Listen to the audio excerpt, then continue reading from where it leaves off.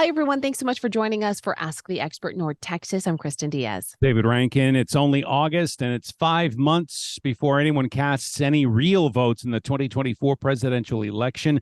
But tomorrow night, 8 candidates for the Republican nomination are going to be on the same stage for the first debate of the 2024 election season. And that debate is set for Milwaukee at 7 o'clock. Can we expect any fireworks, especially since the former president won't be on the stage on today's Ask the Expert? We are joined with a preview by Dr. Thomas Gray. He's an assistant professor of political science at UT Dallas, and he is in the KRLD Zoom room. Dr. Gray, thank you as always for the time. Thank you for having me. It's really not that unusual to have a presidential debate this early. It just feels that way. Yeah, it feels that way, but it's something that has been the case in recent cycles. So back in 2016, there were also debates around the same time, even earlier. And so in the 21st century, we have moved to almost 2 whole years of presidential elections, and that includes starting the debates in the middle of the year before the election. So what is most anticipated for this debate, considering that the former president is not going to be involved? I think that is the thing that's most anticipated. People are trying to figure out, what will this debate be like when the person who's polling with over 50% of support isn't there? So how much of that 2-hour window will be talking about the person who isn't there? How much space and airtime will there actually be for one of the 8 people on the stage to make a case for themselves and to not be constantly answering questions about the person who isn't on the stage? And so that, I think, is the most anticipated aspect of the debate. How important is it for all the candidates to be on that same stage together versus what we do, and that's do these things virtually? It can have an effect. So historically, there have been cases in which people's presence on the stage, being able to physically compare people, there have been studies in political science about the relative height of people potentially having an effect. You see them standing side by side, body language, how they actually handle that moment where they have to look at the person who might be criticizing them. There were instances in prior debates, and the exchanges between Governor Christie and Senator Marco Rubio come to mind. These kinds of moments where people have to actually look at each other and interact physically. And there's something as humans that we just have a kind of social mindset about people who are together in the same space and evaluating how they interact that's different than when you see or you hear sound bites that are recorded standing with a journalist after an event or something like that. Yeah.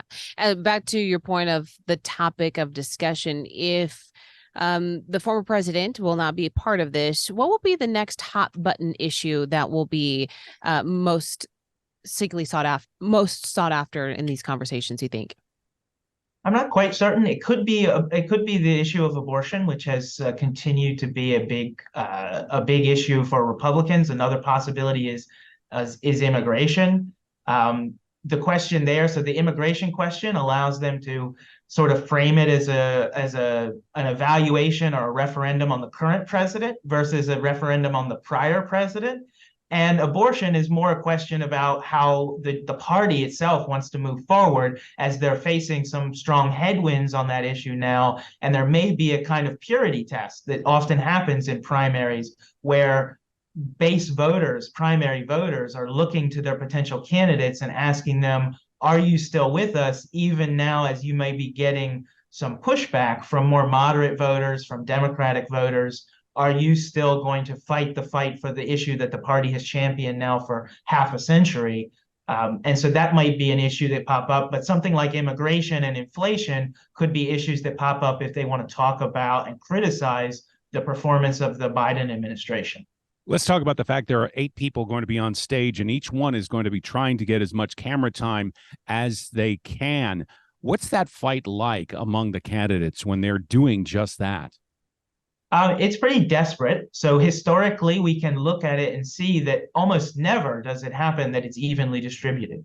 It's usually the top 1, 2, or 3 candidates that get the bulk of the time, and the less well-known candidates, and these could still be people who are the governors of their state. These are incredibly prominent, successful people, and they might still find themselves up there desperate to get 10 minutes of time out of 2 hours, right? And you'll see them, for example, try to jump in and interrupt a question, perhaps. They might try to answer a question that wasn't asked to them.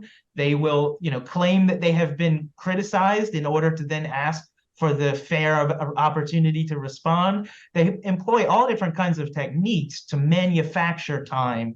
And then, of course, the classic debate one is just going over your time. You are given a certain number of seconds, and then they're telling you you need to stop, and you just keep going. You filibuster through the moderator's efforts to control the debate. Now, this question is more of a pop culture question, I think, than more political science. But does the way that this is being broadcast, through cable versus streaming versus YouTube versus Ramble, do you think that is going to play any type of influence on the audience? Perhaps to some extent. The question is, do sort of non-traditional or younger audiences, are they likely to watch this? So there are different formats, but what will be the viewership on those formats?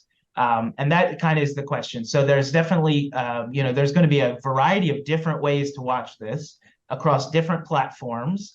Multiple different television channels will be airing the same thing at the same time, along with streaming platforms and things like that. And so they're probably trying to target different audiences. Millions and millions of Americans today don't actually have cable TV. So the only way they could watch it would be through some type of stream. But those are people who are generally my age and younger. And so you're looking at different demographics. But when you look at who actually makes up the primary voters for the Republican Party, that actually skews towards the group of people who still have Fox News on their television, that still has a cable subscription. So I'm not sure how big of an effect those different formats will have, just because that's, generally speaking, there's a demographic difference in who uses those different formats. What do the candidates, anyone from Nikki Haley to Ron DeSantis, need to do to hit a home run with this debate?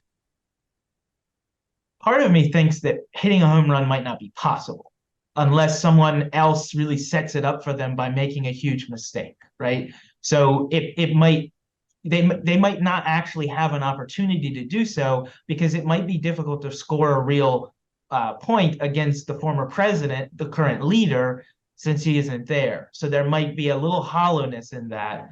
I think all of them, they want airtime. They want a chance to tell voters who maybe don't know them as well as they know the former president something about them. Like I said, all of these are incredibly accomplished people, and they want that opportunity to tell voters who maybe haven't been tuning in, right? We have lots of polls now, but people really haven't been paying that much attention because we have other things to do in our lives, right? And so politics all day is something that I have to do for my job, but not necessarily what a sane person would do with their time, right?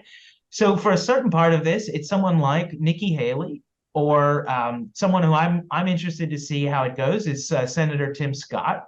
And Senator Tim Scott has an incredibly inspiring story. He sells a kind of inspirational, positive message with his conservatism. And someone like that may not be as well known, doesn't come from a large populous state. And so Senator Scott might be looking for an opportunity to tell people about his life story, about his viewpoint on the world, his approach to Republican and conservative politics.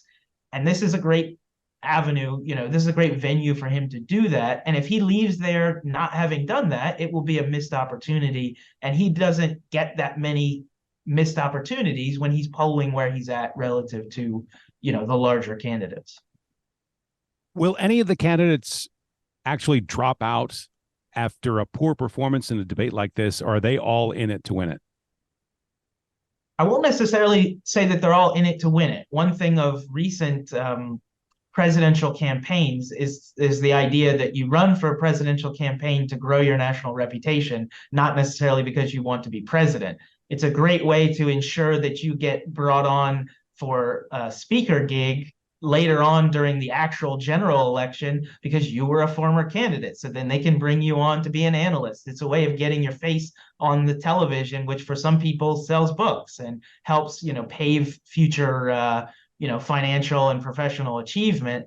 However, I don't think there's that many incentives for anybody to drop out after this. There's another debate in just a few weeks in September, and unless you just don't have the money to continue, and at this point, campaigns can be run on a really shoestring budget because you don't have to do that many events and that many things.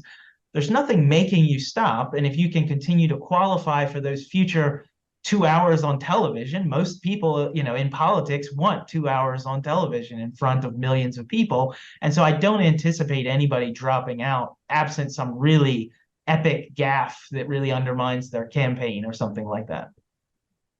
Dr. Thomas Gray is an assistant professor of political science at UTD. Thank you so much. Thank you for having me.